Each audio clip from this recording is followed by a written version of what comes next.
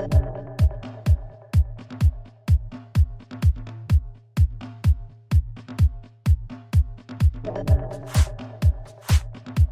guys, I'm Yolanda Mabanga and you are tuned into another episode of Ubuntu Biz. Now today, Gisemlas Gasti to interview a gentleman that I've once interviewed before, Uminente Similani, who is the founder of Umlazi Recycling Company. And the last time I interviewed him was actually in October 2023. Now 2.5 years later, he's accomplished so much, and that's the reason why I'm here today. You know, he talks about the importance of networking, establishing and gaining connections, you know, these events that are out and about in town that you need to attend where you gain your customer base. He talks about the importance of using social media positively, all of this information, wisdom and more. So you need to keep it locked right here to find out about all of that.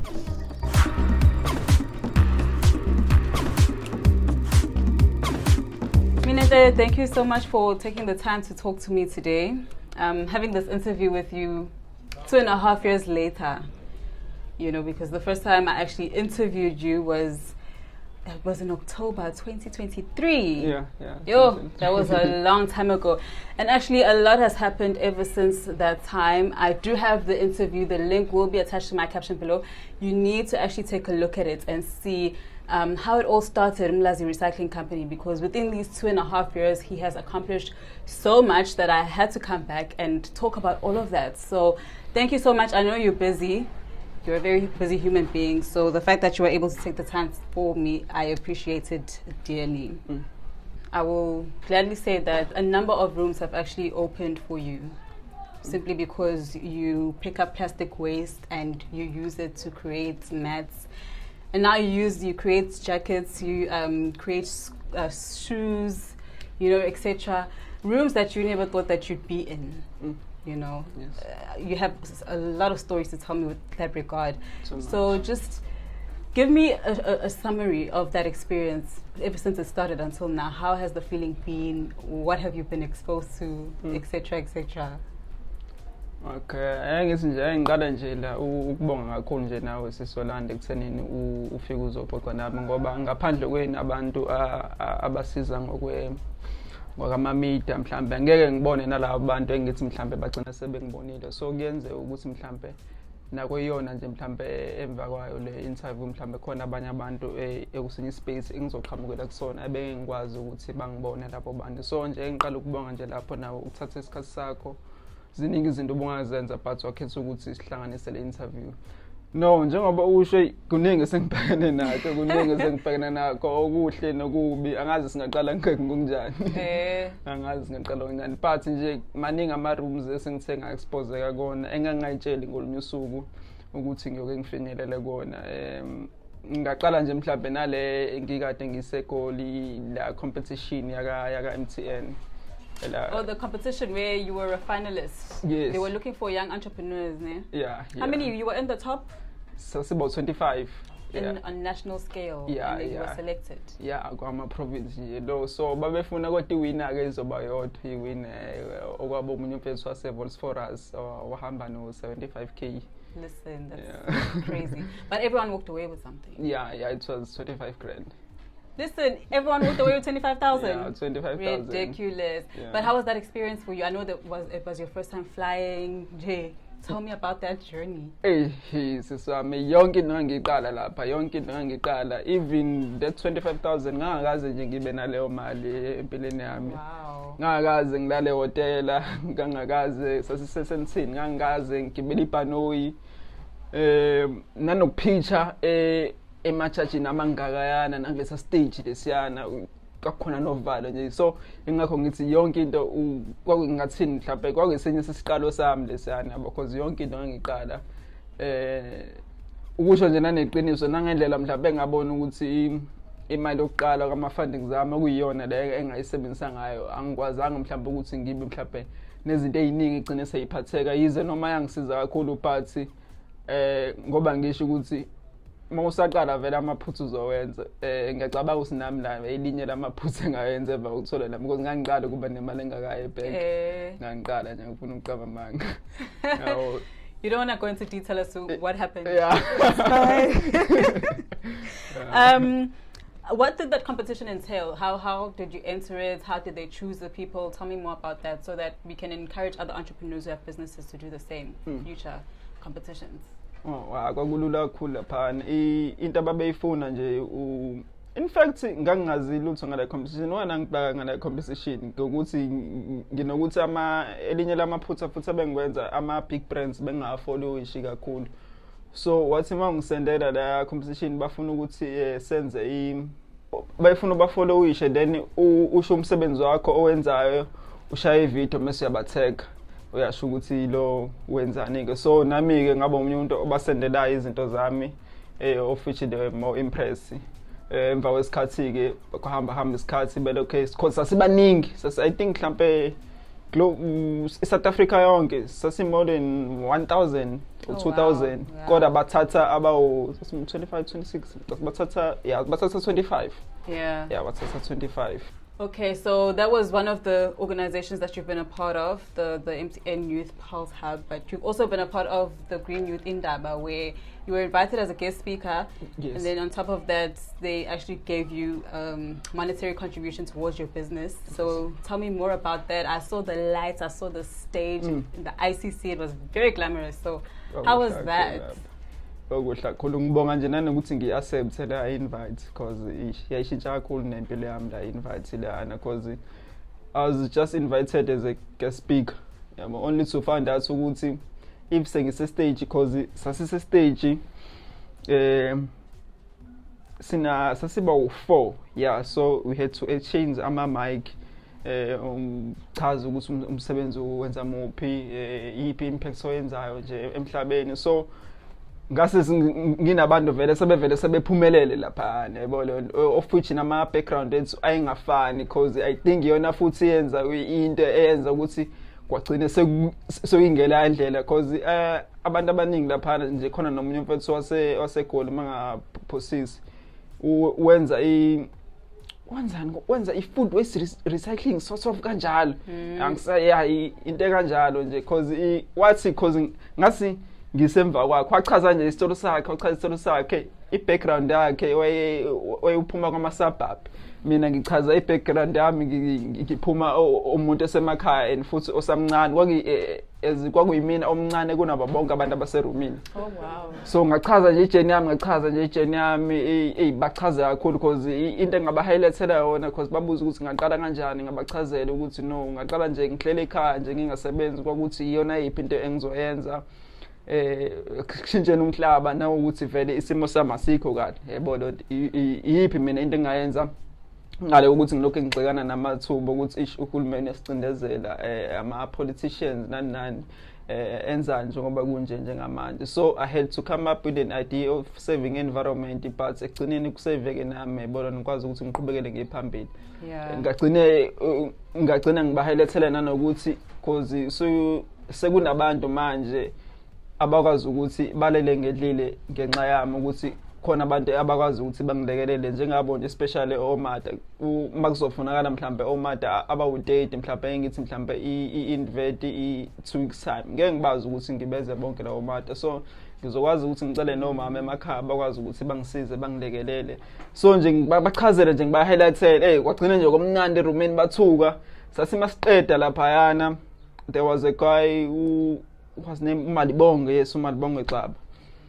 Wasukuma wathi no Mr. Smelane ngichazekile nje ngengejeni yakho now 100 rand. I'm going to be the first one to say I'm going to support this young man because it's not that I have a lot. Sometimes you support someone not because you have a lot, because you know how it is to have nothing. And I think when Umakeva started this thing, he wanted to start it for us to create opportunity for people. Wasenginika 100 rand nabanye erumini baqala basukuma. Oh wow. Basukuma uthi now 200, now 300. So there's a lady angimazi ngisho ilento le isibongo sakhe but angimazi ngisho isibongo sakhe negama lakhe because wacela ukuthi abe anonymous. Ombizele eceleni uMalibonge wathi ngeke ngicela ukunikeza lo mfana 10,000. 10,000 by an anonymous person, that is unheard of. Ngaqala ngathuka nami uthi hayibo kwenzakalani la yebo lento osukuma buyele stage umalibonke yebo lento wathi mayichaza lento uthi sekunento eyenzakalile la lo muntu lo ucela ukuthi uMr Simelane amnikeze u10,000 hayibo indlela ngi-emotional ngaqala ngakhala because ngiyabona ukuthi ngeke lo muntu akulula futhi ukuthi aqama amanga adlale ngami nje yabo wathi kodwa makuphela le event ngicela ukuthi sibonane eceleni athatha ama-bank details ami hawu kanjalo nje hawu nangempela-ke yathi mayiphela-ke i-event kanjani because yesivele sizophela i-event laphana because kwakugcwele impela estage kodwa babe sengabaningi abantu njengoba ukuthi kwayisekuseni because kwasekuyintambama laphana abanye abantu sebegodukile nje kancane yabo lona so mayiphela-ke i-event asibonane-ke na angitshela ukuthi hayi within mhlambe 3 days yabo lento ngisibhekile-ke isikhathi ngilala ngivuka nangempela within mhlambe 4 days or 5 days hayi ngathi ngiyavungula unsuku hayibo useyifakile lo muntu imali ngaqala-ke nje lapho kwasukuma futhi ngibonge kakhulu nabantu baka-Petsco nabantu baka-Petsco basukuma emva kawo le 10,000 bathi no. They're the ones who sponsored you with these beautiful sewing machines, right? Yes, yeah. Very beautiful. Bathi sicela ukuthi simnikeze u20,000 phezulu kwalo 10,000. Yo. Hayibo. So like you walked away there, Jay? Yeah, with 30,000. Then nale semaceleni ko 100 maybe mhlambe u2000 le semaceleni. Yeah. Which is the reason why it's actually so important to network and to go to these events, because when you actually do speak up at these events, people acknowledge people who take initiative, and you are not going to meet these people if you do not attend this event. So please emphasize the importance of networking and attending these events, because imagine if you didn't go. Ngisho nami kube ngempela yazi ukuba ngihambanga lapha but ingakho ngisho ukuthi mhlambe kwasekufike nesikhathi lapha because ukube angi-acceptanga ngempela la invitation ngabe ngikhala ngathi ngabe mhlambe ezinye izinto zisaslow ngalendlela le yebo ekade zislow mhlambe ngayo but nje ngoba kwafika kahle nje vele ukuthi nangokomqondo nangokubusiness ifika nje vele sengikhulile yebo ngoba ngisho ukuthi ekuqaleni le eyakamseni ngangakhulu kahle ngokwebusiness yabona but nje ifika nje vele nale sengikhulile manje sengiready ukuthi no into enzekala manje ngiyaphambili yabo lona ana ngempela ke ngayilo upset le invitation so nje kwaqhubeka nje lapho. Yeah, so with so much that you've achieved in this short space of time and the connections that you've made in your business, what does your family say about all of this? I'm sure they are just shocked out of their minds. But actually, go opposite.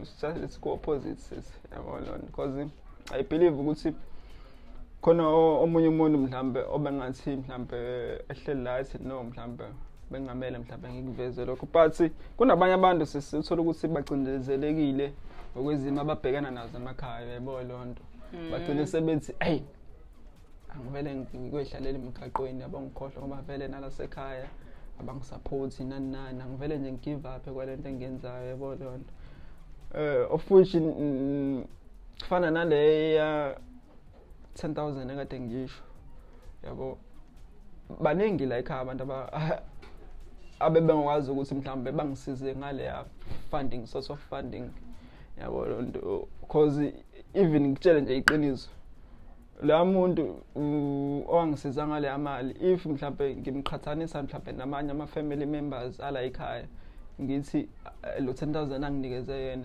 awushaya engakhathala endleleni lo yabo lo but ngizama ukuveza ukuthi if uzobheka kakhulu ne support yabantu basekhaya mhlambe ungagcina ungaqhubekanga nezinto yabo lonto ngoba ngisho ukuthi along the journey uzohlangana nabantu abazokuthandisa komndeni abangeke ba give up ekwena abazokwenza sure ukuthi ivision neplan yakho ihlala ngaleyo ndlela eyiyona yabo lo not mhlambe include ukuthi mhlambe ifamily izogcina kwenza because mina even into encane nje sesizokulinganisela I've been on to angazi bani radio station but akho ngisho no edit so angilalela ekhaya ngitshela Hayibo. Yabo akhange nje noyedwa sekanje wangilale ukulalela nje mhlawumbe ukuthi hey yabo phela kuba khona leyo nto yebo lo nto yebo lo nto yebo uthi mhlawumbe mase sekumele ngikhonzele ekhaya yabo lo nto abantu abangilalele mhlawumbe akhange nje noyedwa mhlawumbe yabo even uma ungizalayo yabo lo nto but ngoba ngisho ukuthi because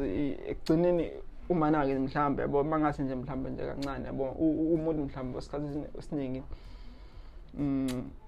ohlezi mhlawumbe ukuthi akekho esimene right yabo because uyaphuza hayi kancane khona abantu abaphuzayo sesukuthi mhlawumbe ngama weekend yabo lo nto makuphela kenyanga yabo lo nto umuntu mhlawumbe enyangeni ongaba sober within 3 days so even nakwi community ophuma kuyona ugcina usuyingabaza nawo khona lento yini abayibiza nge-self low esteem yabo lo ugcina ungasaba nawo ukuyithemba nawo because abanye abantu bakujaja sisi ngefamily ophuma kuyona yabo lo ukuthi ayi wena uzalwa uba wena uzalwa if uzoba khona nabantu abazobelievela kuwena ukholele kuwena ukubonga nje labo bantu uba appreciate wenze sure ukuthi awuhlukani nje nabo so hayi ilokho nje ngithanda mhlawumbe ngigraze.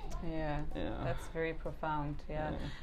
Because it's very important. People get disappointed when they realize that this family member didn't support me in this aspect. This brother, this sister didn't do this for me. Uyeza ukuthi hey umuntu akini usupport usibanibani yabo lo nto ukhipha imali ngawukhipha imali usaxa hayibo ngikho mina akazi nje angithi yona nangoncane yabo lo but if uzobambelela kulezo zinto ungagcina ungayanga ndawo yabo lo ungagcina usigive up nakwena yabo lo ukuthi hey ngoba vele abazali bami banjena yabo lo ngibukwanisa nabantu because abantu vele bazokhuluma sese wenza okuhle wenza okubi egcineni vele bazokhuluma but yabo if sekuningi okubi abakukhuluma mhlambe abazokujaja mhlambe ngenxa background yabo lo nabazokujaja ngakho ukuthi hey ngeke wena uphuma kule background siyamazi makho siyamazi bani yabo lo nto so nawe ugcina usubona ukuthi nalento engenzayo mhlambe hayi khona ngeke ziphumelele nalento engenzayo yabo lo nto my sister ngitshela ukuthi mina even before ngithole le funding yakaPesco the family members abathi engathi ngangaphuma lo mali yakhe le. Wow. Because they're telling this to you to your face? No, not into my face. Yabo lo nto. Bacela bani?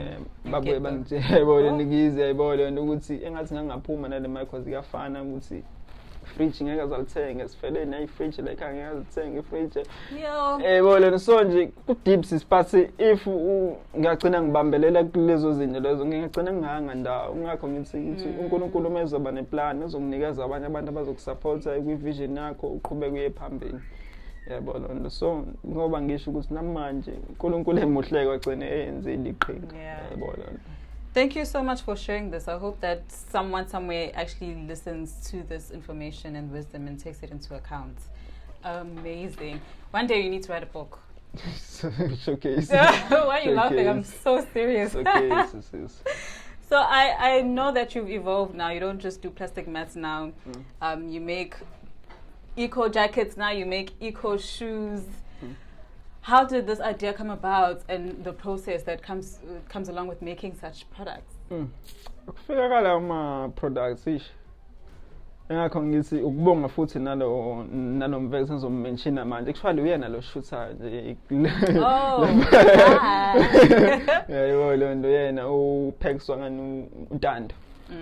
So yena ke uvele uyi-fashion designer kakhulu ubegqokisa nje unene brand yakhe i-Infinity ubegqokisa kakhulu na mhlambe umuntu angasumazi odumile nje futhi uNesty C mhlambe so attach nethombe egqoka ibrand yakhe of course because vele bakhule ndawonye vele naye senanda noma ike phela phana mfethu elovo iselove so bazana nje vele love besayingane so iqhamuka kanjani lento ukuthi yena uyi-fashion designer mina ngiyathunga yabo mina ngithunga labo mats so sahlangana kwakuthi yini mfethu into esingayihlanganisa mfethu yabo le nto like okay manje mina angikho kulezi zinto zoma fashion designer kakhulu but yini into esingayihlanganisa kuvele nje kube isiqhamuke kube into egqokekayo emnandi nje yabo le nto sisabalalisi ngempela sahlangana hlangana amakhanda kwaphuma lento kanje nakhe and it's a masterpiece.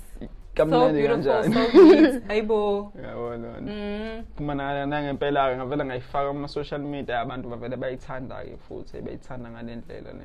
Yeah. So nje ngiqale nje lapho. And then the shoes also came along.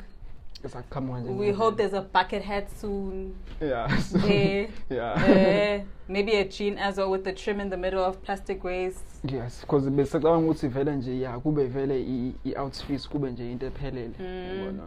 So kwakuthi ke sengihlanganisile ke lento kwakuthi ngiyasaba futhi ukuthi ngivele ngifaka because sasesishayile uqala ijacket khona ijacket nje yatrenda kakhulu ko TikTok brownish is like yona uqala science vele trenda kakhulu ko TikTok abantu trademark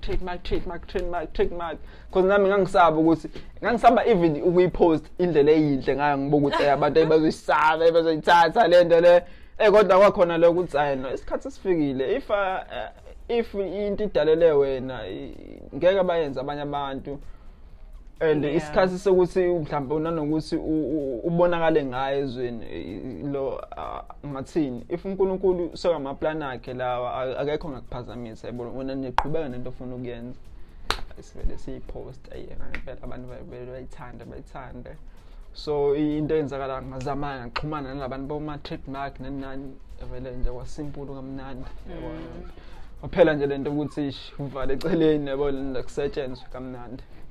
I love the fact that whenever you have a query or you're inquisitive about something, you always actually go back, revert to your phone and do research and find out. You make sure that you do that for your business. Yes. And if you didn't do that, you wouldn't be where you are here. Yes, the fact that you're inquisitive and you use social media the right way actually works in your favor. So what can you tell business owners or even the youth outside about the importance of using social media positively? Especially kulezi khazi zamanje abantu ngathini abantu bagxila kakhulu kulezi zinto lezi zemdanso nakutheneni ukuthi abantu babenqono even uthola ukuthi usoma business but uthola ukuthi isikhathi uspendela kakhulu kulezi zinto lezi engeke ziyenze impact kwi-business lakho so into engathi mina mhlawumbe ngi-advise ngakho because isikhathi esiningi mina if mhlawumbe ngingekho kwi-social media ngisuke ngenza into ephathana nomsebenzi but if ngikwi-social media ngisuke ngenza sure ukuthi ulwazi engisuke ngilithola lapha ulwazi oluzongisa phambili even nalezi zinto nje uthola ukuthi engiyilandela because kufana nalento le abaze bathi yini igama lesilungu ngano algorithm into kanjalo ukuthi izinto ezilikeayo oyilandelayo izona ezopop up kwilento le kwi-wall yakho so ingakho nami mhlawumbe into engaba-advise ngayo kakhulu ukuthi lento okulandela nje izinto engeke ziyenze impact kwi-journey yakho ukuphuma nje kuzona because ekugcineni ngeke zikubuyisele ngalutho but uzokhanda i-loss kwi-business even though vele kwi-business uthola ukuthi azoba khona ama-upside and down njengoba nje nakumina sabuya bekhona because hayi ukuthi nami sengimnandi sengigrand inkinga isakhona ishadesi ukuthi because even nakwi-personal life isakhona inkinga nakwi-journey isakhona especially nje kuqala lo nyaka lo ngaluza ngoba ngisho ukuthi kunomama ababuye bangisize ekuthenini screate labo mathi but ngendlela izinto ebeyibuye zingasahambi kahle kwesinye isikhathi because ekugcineni ungawenza umsebenzi but ekugcineni mase kumele uthole abantu abazothenga ke phela umsebenzi yabo of which ngagcina sengibaluza abanye abantu ekade bengisebenzela okanye abantu ekade bengisiza kahle yabona because ngathini enye amaphathi futhi eyabhlungu kakhulu kumina because kwakungcono mhlawumbe ngisangedwa yabo kwakungcono ngisangedwa ngisazi ukuthi ayikusayimina kumina yabona sisi if usuwazi isiswami wazi ukuthi kunomama manje sebethembele kuwena bathi umfana ngathi ngahamba kahle ke ngathi because makhamba kumina kahle khamba nakubona kahle yabona so if ngingasahambi kumina kahle engivele kube ebhlungu sisikhose ngathini imndeni yethu isikalokukazi leyo yabantu abamnyama if umuntu ekhaya ezama mhlambe usupport abantu abawu 7 noma 6 yabona so uyabona ukuthi abantu abangakhozi abantu kade bengisiza bebo 6 So uyababona ukuthi banganani abantu asebedepende kumina, even ngisho ingane zabo ezikoleni badependela ukuthi labo manta laba nama jackets kumele adayiseke. Yabona. So if ungasahambi kahle lena ngeke ngikwazi nami ukuthi ngibakhokhele nemali nengeke because okuncane okunami kumele ngiqhube mina yabona. So ngisho ukuthi enye futhi part ekuyababhlungu kakhulu leyo kumina, but ngiyabelieve ukuthi mhlambe ekhambeni kwesikhathi futhi ngizokwazi ukuthi ngiphinde ngibabuyisele. Because imisebenzi bebeyenza futhi emakhaya ibinzima kakhulu, my sister, ibinzima kakhulu. Bavuka ekuseni baye lento le ey'mobeni, abanye babo bay'emobeni osebenza uthothi ilanga lishisa kusukela ekuseni, ngcone laseThekwini lashisa ilanga lasemakhaya lishisa. Umsebenzi abawenzayo uthola ukuthi ucreator lo math nje owodwa mhlambe beyihlalele endlini, mhlambe abanye babo ngikwazi ukuthi mhlambe ngosuku bakhokhele mina leyo mali encane yayibona lonto, kunokuthi bahambe bayosebenza laphana ey'mobeni bekhala nabo beshe ukuthi yazosiza mfana simelane ngathi konke ngihamba kahle nakwena. Siyabonga kakhulu ukuthi sihlangane nawe empilweni yakhe yayibona. So if ngingasahambi khona izinto kahle nakimina ngibele ngisho ukuthi labantu laba bangaka sebethembele kumina yayibona. But ke I believe ukuthi nakuhambeni kwesikhathi futhi ngizophinda abanye ngibabuyise futhi. Yeah. I was actually going to ask you, Uti, what are the hiccups that you faced? Yeah. You already answered my question, and that seems to be the biggest hiccup because families are affected. Too much. Ngoba ngisho kwakusangcono mhlambe ngisangena ngisakwazi ukuthi ngiprovide mina mhlambe nalabo bantu abasondele nami, but if soku involved namanye ama families ish kuba buhlungu sesami esikhathini samanje futhi ngoba imisebenzi ingekho yabona lonto. But hopefully you will be able to meet new clients and have new businesses, because you do always attend these events. And that's why I'm saying it's always important to network and to interact with people. Yes. And I have sent you links to more people, to more events, more organizations. So please make sure that now you play your role. What does the future hold for Umlazi Recycling Company? Okay, before we actually get to that question, I've seen on social media a lot that you do a lot of traveling in and around Umlazi and town. You're looking at places where there's plastic and waste at your disposal, left, right and center, where it's in abundance. At times you also do interact with organizations where you have a cleanup day where you go fetch plastic. You make a day out of it. It's like how I was with you the last time on Wednesday actually, where we were with the Green Youth Network celebrating World Recycling Day. Yes. So we went to a location. You get Papana? Got W to go pick up litter that day. Tell me about how do you take the decision to, okay, on this certain day I'm going to go pick up litter at this certain location, and why that certain location, and how do you interact with the organizations to make a day out of it? Okay, ngiyabonga ukuzelini ukubringa out nalo mbuzo cause izinto ezibalekile leziyana sisame ngafisa ukuthi mhlambe isigcine nje seyiphelele emoyeni, but ekhambeni kwesikhathi ngiyafisa ukuthi kube mina uthola ukuthi engihlanganisa yonke into. Ngiyakujabulela kakhulu sisi ukubambisana nama organization ekuthenini sivikele imvelo, because umhlaba wamanje ungcole kakhulu sisi. Ingakho ngithi angifisi nangelinye ilanga ukuthi mhlambe lama events agcine sephelele emoyeni yayibona, because if sizoyekela ukuthi mhlambe sisayekela manje sagive up. Ingakho ngithi nami mhlambe ngolonsuku ngiyafisa ukuthi mhlambe ngicine sengisebenza usolo ukuthi sekuyimini organizer wawo mhlambe yayibona, because ziningi nangalo kwemomba ingqinamba umuntu ahlangabenesana nazo yayibona. Sishade ukuthi mhlambe kwama social media kubukeka sekumnandi nje sikuhlangene yonke into yabo. Engingakusho nje mhlambe okuncane ukuthi sisi if mina because isikhathi esiningi suke kuyimina ozolento ozolanda ama volunteers yabo. Abantu sisivele esikhathini samanje isikhathi esiningi abasebenzi yabo lonto, but angifisi ukuthi ngisebenzise lelo thuba ekuthenini ukuthi abantu abasebenzi then ngicine sekubenzisa mhlambe, because mina nje mangiyoklina mina sisi mangisuka la uthola ukuthi ngiyoklina mhlambe iwaste, lonto mina ngiyenza out of love, out of passion, without expecting anything yebo no but if usizo involve nabanye abantu Yeah, it's not the same intentions. akufani yebo akufani sizebolo even though abantu ungabatshela but ekugcineni ngiyazi ukuthi if kuzoba ne-event kusuke kuzoba ne-budget ye-event esuke uzophuma so that's why ukuthi nami ngiyafisa ukuthi mhlawumbe ngelonye usuku mhlawumbe nami ngiyibambele yabona because ungakwazi ngisho ukuthipha even nezinto ezincane ngilinganisa nje noma ngeke ngisho ukuthi iyiphi enye engangibambisane nayo i-organization bathembisa ama volunteers ama small incentive vouchers yabona angisazi kwakuyini even namanje abakaze babakhokhele lawo bantu kulawo abakaze babanikeze lawo mavoucher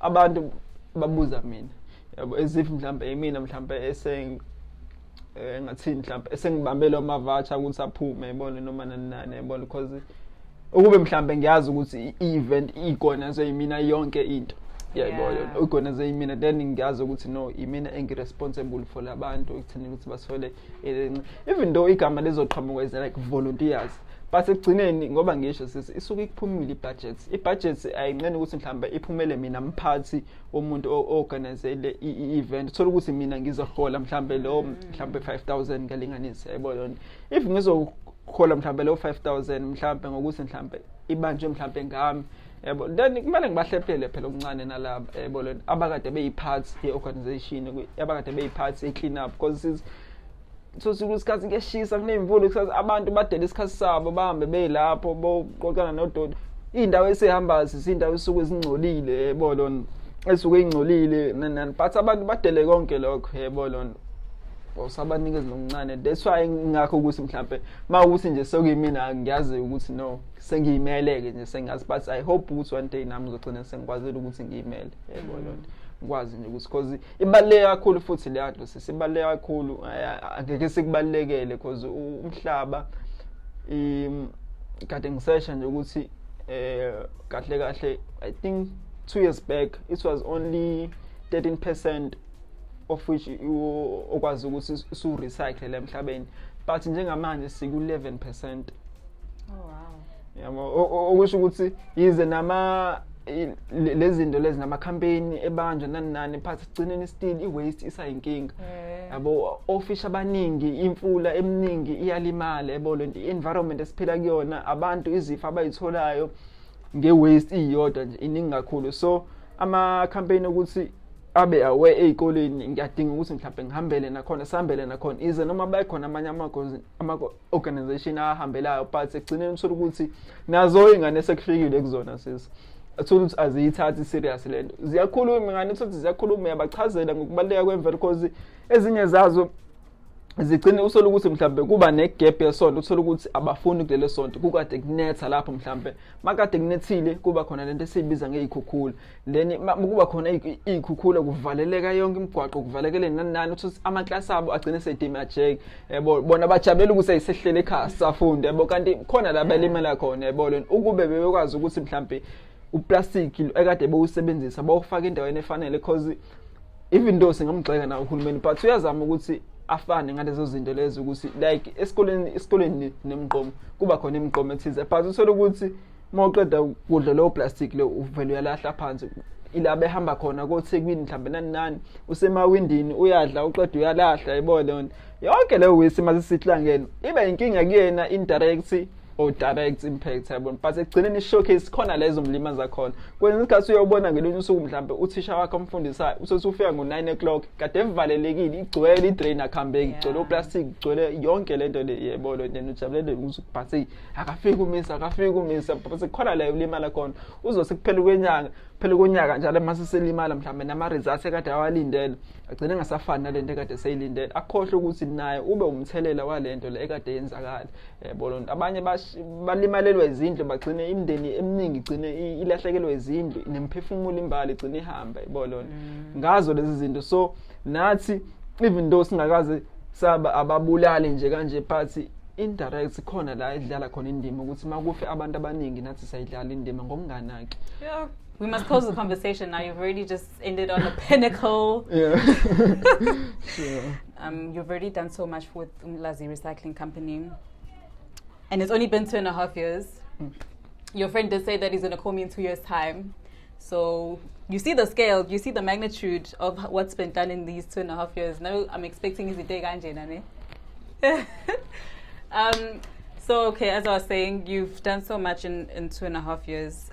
I can also hear the wisdom that you have now, as opposed to that time when I first interviewed you. It's astounding. It's so wonderful to witness.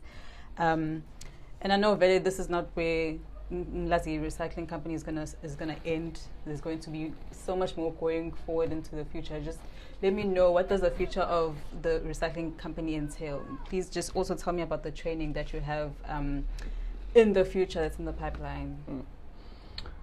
Because I know that right now, okay, you've been on a national scale. You must include this now. I want to go global. I want to go do this outside of the country. Just please let your imagination run wild. Where do you plan to take Mlazi Recycling Company to? So, ngicala nje ngikhothe amanye amazwi ashiyo uMr Blessing Yusiba osebenzele ezinye zeinkampani. Wathi Mr Simelane, in the next 4 to 5 years, izinto ezigqokile uzobigqoke ngobuthanda. Izinto uzobuyidla ngobuthanda. Yabo. Ngathi mase ngihlalele phansi ngibuka le nto kahle umuntu uqonda ukuthini yabo lo nathi you have to think global. Engabe ukuthi okay fine. Kungcolile ngakini eMlazi. But uthini eZambia? Uthini eUSA? Uthini eItaly? Yabo le nto. But nje because ikhona abantu ekade ngixhumana nabo of which but angakafisi ukuthi ngiconfirm kahle yabo le nto. But soon enough nje ama maths lawo azobatholakala kwelinye lamazwe yayibona neliphesheya yayibona. So nje masiyifinalize mhlawumbe ngiphinde ngibize ngitshele listen, I'm going to be here knocking at your door. Because lapho if because sathi masikhuluma lento naye lo doctor ukuthi kahle kunezinto uthola ukuthi so cultural yayibona abayithanda kwamanye amazwe yayibona. So wa appointa mina njengomunye umuntu abakwazi ukuthi mhlawumbe abangase mhlawumbe basebenzisane naye. So ukuvuleni le museum. So once mase seyiqedile nje sisifinalize yonke into then mhlawumbe songibiza ngikutshela ukuthi because I believe nalapho ukuthi kuzobe sekusizakala nabantu abaningi futhi and futhi iwaste iyobe isiqoqwa ngalendlela ukuthi ayipheleli phansi yayibona sekufika la khona ukuthi abantu sebazi khona ngempela ukuthi kahle iwaste isangasebenziseka futhi not just ukuthi nje kumele nje iphelele phansi yayibona. So I believe ukuthi ukuba mhlambe futhi international kuzokwazi ukuthi kusize nabanye abantu kusize niyami qhubeke uMlazi asendise ngingasebenzeli sothi mhlambe ngisebenzela nje mhlambe egcekeni yayibona njengoba ngokwamanje ngisasebenzela egcekeni kube nje mhlambe nendawo ngizokwazi ukuthi no sitholakala lana indawo nje ukuthi nje isinkulu kuyasetshenzela yayibona because abantu abafuna ukusebenza bakhona yayibona lento hayi ukuthi mhlambe lo khona lento ukuthi iyouth ayifuna ukusebenza nana vele isikhathi samanje isimncane imisebenzi but if kungase kube khona usola ukuthi nje nami la usokuthi sekuhlangene yonke into then abantu bazokwazi ukuthi basebenziseke seqhubeke kusetshenzwe nami yabona. Hence why you going to start the training.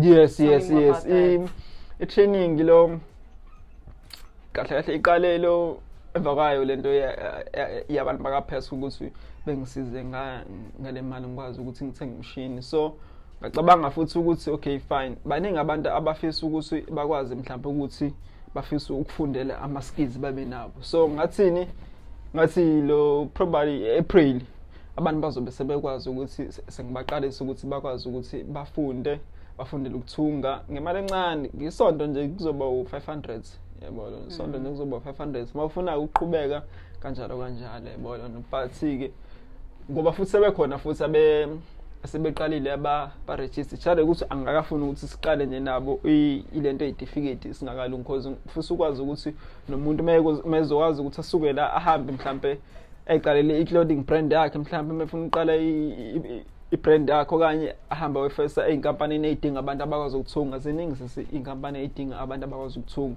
So ngiyabelieve ukuthenini ukuthi if singenza lama training leyo baningi futhi abantu abazosizakala.